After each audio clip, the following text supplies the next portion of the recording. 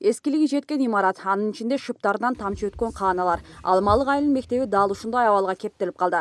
Бул боюнча өзгөчө кырдаалдар министрлиги да 2015-жылы коопту деген чечим чыгарган. Ага карабай окуучуларга сабак берүү уланып келет. Тамчы тамып, балдардын окуп аткан шартына кийимдерине эле зыян келбесин, мебелдерибиз, отурган парталарда азыр билесиңер, жаңы чыккан көп кетет, полдору чирип атат. Эң орчундуусу, имарат бир жака ооп кулап түшүү ыктымалы жогору. Анын үстүнө курулуш жыгачтардан гана бүткөрүлгөндүктөн электр мамычалары да өрт чыгып кетишин шарттап турат.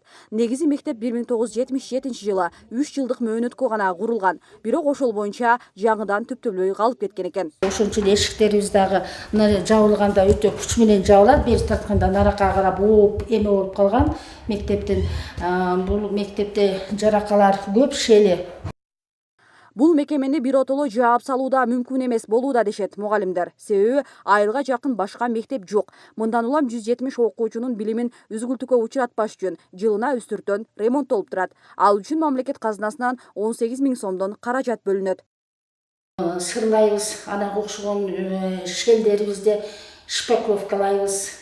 Сыртын эле жыгачты актап койбосок, ичиндеги ар бир класстын, мына көрүп турасыңар, коридору, класстын ичилери бардыгы краска менен бүтөт биздики. Белгилей кетсек, Алмалык айылынын тургундары Ош шаарынын каттоосунда турат. Ошондуктан мектеп дагы шаардык билим берүү башкармалыгынын карамагына алынган. Ага ылайык башкармалык жаңы имарат куруу боюнча арызды өкмөткө жиберген. Эми ушул жыл ичинде курулуш башталары күтүлүүдө.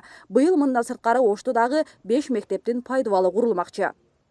Нуржамал Баргыбаева, Арген Калбек уулу, Ынтымак.